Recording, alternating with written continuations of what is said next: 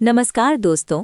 आज हम बीएनएस की सीरीज का पार्ट 5 जिसमें धारा 38 से लेकर 44 तक अध्ययन करेंगे, जिसमें हम प्राइवेट प्रतिरक्षा के अधिकारों की सीमा के बारे में पढ़ेंगे, जहां किसी के द्वारा प्राइवेट प्रतिरक्षा के अधिकारों का उपयोग किया जाता है और कब नहीं का अध्ययन करेंगे। तो चलिए दोस्तों शुरू करते हैं।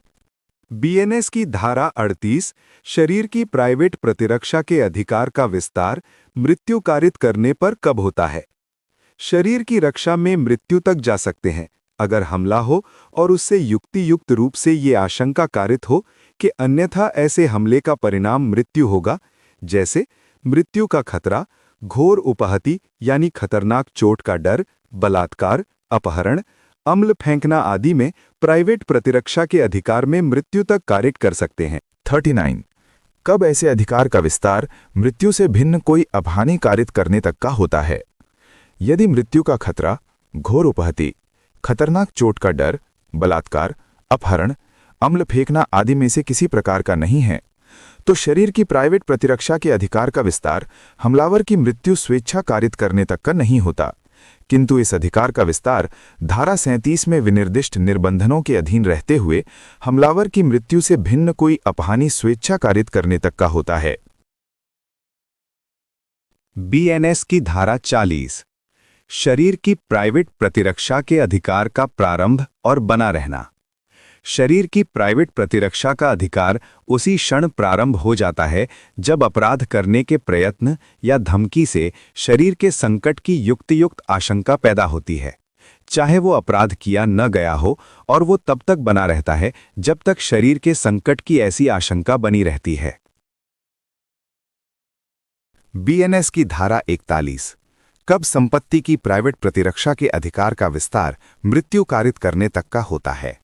संपत्ति की प्राइवेट प्रतिरक्षा के अधिकार का विस्तार धारा 37 में विनिर्दिष्ट निर्बंधनों के अधीन रहते हुए दोषकर्ता की मृत्यु या अन्य अपहानी स्वेच्छया कारित करने तक का है, यदि वह अपराध जिसके किए जाने के या किए जाने के प्रयत्न के कारण उस अधिकार के प्रयोग का अवसर आता है, जैसे लूट, रात को घर में घुसना, आग लगाना, जिनसे युक्ति युक्त रूप से ये आशंका कारित है कि यदि प्राइवेट प्रतिरक्षा के ऐसे अधिकार का प्रयोग न किया गया तो परिणाम मृत्यु या घोर उपहति होगा, बाकी मामलों में चोट तक। बीएनएस की धारा 42 ऐसे अधिकार का विस्तार मृत्यु से भिन्न कोई अपहानी कारित करने तक का कब होता है।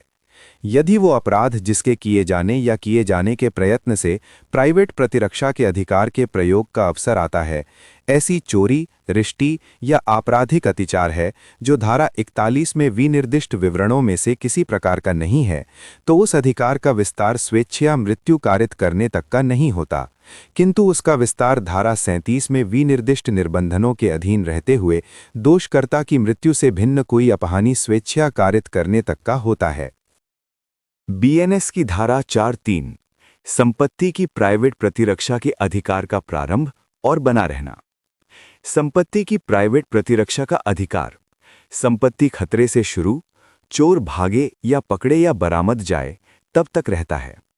लूट में जब तक तत्काल मृत्यु का या तत्काल उपहति का या तत्काल वैयक्तिक अवरोध का भय बना रहता है।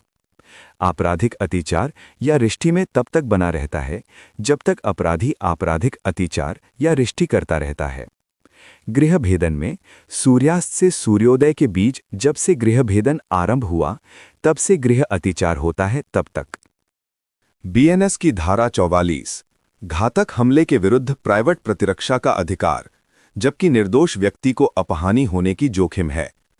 जिस हमले से मृत्यु की आशंका युक्ति युक्त रूप से कारित होती है, उसके विरुद्ध प्राइवेट प्रतिरक्षा के अधिकार का प्रयोग करने में यदि प्रतिरक्षक ऐसी स्थिति में है कि निर्दोष व्यक्ति की अपहानि की जोखिम के बिना वो उस अधिकार का प्रयोग कार्य साधक रूप से नहीं कर सकता है, तो उसके प्राइवेट प्रतिरक्षा के अधिकार का विस्तार वो जोखिम उठाने तक का है।